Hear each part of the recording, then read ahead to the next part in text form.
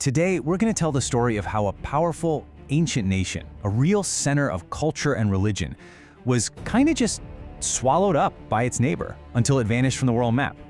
So the big question we're tackling here is a tough one. How does something like this even happen? How does a whole country, a kingdom that once signed treaties with empires as an equal, simply stop existing as an independent nation? Well, let's dig in and unpack that history, piece by piece. All right, here's how we're going to break it down. We'll start with Tibet as a powerful kingdom, then see how it got caught up in the great game between empires. After that, we'll cover the communist invasion, and finally, look at what happened next, the resistance and the brutal suppression. Okay, first up, an ancient, powerful kingdom. To really get what was lost here, we have to go way back. And you might need to forget the image you have of Tibet today, this peaceful, isolated place. Because early Tibet, it was a serious powerhouse, a unified empire to be reckoned with. So this timeline really lays out how powerful they were. Think about it. In the 7th century, the Yarling dynasty pulls together the 3 main provinces to create a unified Tibet. Fast forward to the 8th century, their army is so strong that by 821 AD, China's mighty Tang dynasty signs a peace treaty with them. And this wasn't some surrender document. No, this was a treaty between equals, recognizing Tibet's own territory. They weren't a little brother state, they were a rival. But it wasn't just about military might. Something else, something really deep, was taking root culturally. You see, Buddhism didn't just become a religion in Tibet, it became the very soul of the nation. It was introduced back in the 7th century, but when King Trisong Detsen made it official, it just wove itself into every part of Tibetan life, from the government right down to how people lived day to day. It was the glue that held their national identity together. All right, next section, caught in the great game. So, time moves on, and Tibet's destiny starts being decided less by its own strength and more by the giant empires flexing their muscles all around it. This is where we get into the great game, this big, messy struggle for influence that would, well, change everything for Tibet. And you can really see how the game was changing by looking at who was in charge and when. Okay, look at the Mongols back in the 1240s. They invade, sure, but they actually respected Tibet's religious autonomy.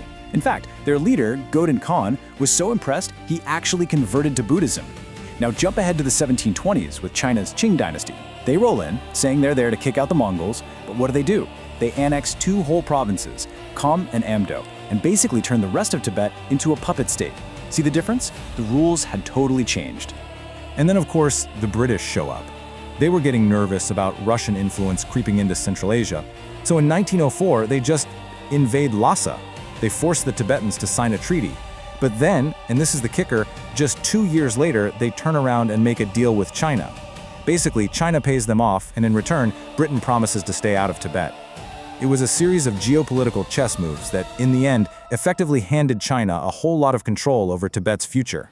But through all of this, the Tibetans never saw themselves as anything but independent. And when the Qing dynasty finally collapsed in 1912, the 13th Dalai Lama saw his chance. He kicked the Chinese troops out and made this incredibly clear and powerful statement. We are a small, religious, and independent nation. And for a little while, they were free.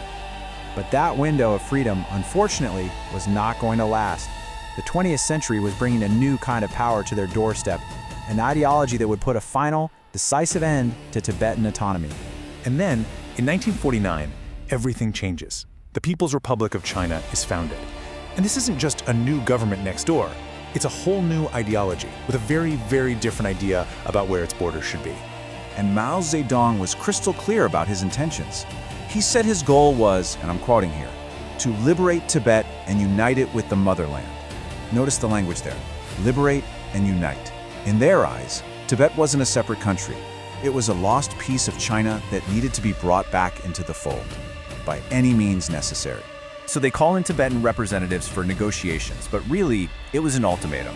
They were handed these 3-point demands and there was no room for discussion.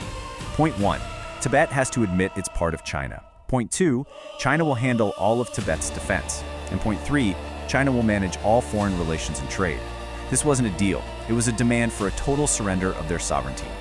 When the Tibetans refused these terms, the talks were over.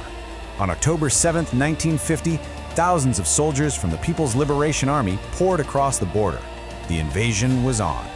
And that brings us to our final section, resistance and suppression. The invasion itself was fast and it was brutal. What came next was a period of forced deals, desperate resistance from the people, and a level of suppression that would scar Tibet forever. So after the military defeat, Tibetan delegates are brought to Beijing and basically forced to sign this 17-point agreement. And if you read it, it's full of these massive contradictions. On one hand, it says flat out that Tibet is part of China. But then, in the very next breath, it promises to protect Tibet's autonomy, its religion, and the Dalai Lama's position. It was a promise that was not going to be kept. So for the next few years, things are just simmering under the surface as China slowly tightens its grip. The breaking point finally comes in 1959. A rumor starts flying around that the Chinese are planning to kidnap the Dalai Lama. And for the Tibetan people, that was the last straw. Terrified of losing their leader, the city of Lhasa just erupts in this massive, desperate uprising to protect him. In the middle of all this chaos, the Dalai Lama's advisors are panicking. The state oracle, a really important figure, tells him he has to run. He has to flee. So in the dead of night, dressed up like a regular soldier, he literally slips out of the Patala Palace. What followed was this insane 2-week journey on foot across the Himalayas. Finally, he and his small group of followers made it across the border into India, where he was given asylum. With the Dalai Lama now safely in India and the uprising in Lhasa brutally crushed, Beijing moved fast. Just a few days after his escape, on March 28th, China formally dissolved the Tibetan government. Just like that, the last official piece of Tibetan sovereignty was wiped off the map. What came next was a cultural demolition. The very soul of Tibet, its Buddhist heritage, became a target. We're talking more than 6,000 monasteries, ancient libraries, priceless cultural sites. The very heart of the nation were just systematically destroyed. And the human cost was just as staggering. China imposed these new farming policies that just didn't work for the delicate ecosystem there. The result was a complete disaster. A massive famine swept across a land that had never, ever experienced one before. Over 300,000 people starved to death. And the shadow of these events is long. You know, despite all the promises of liberation and modernization, if you look at Tibet today, it's still one of China's poorest, most underdeveloped regions. The nation that was once this incredible center of culture and learning is now, well, mostly known for its poverty. Which really brings us to this final heavy question. The official story from the victors is one of liberation, of progress. But the history we've just walked through, it tells a very different story, doesn't it? It makes you wonder, when history is written by the winners, how do the people who lost ever get to tell their own story?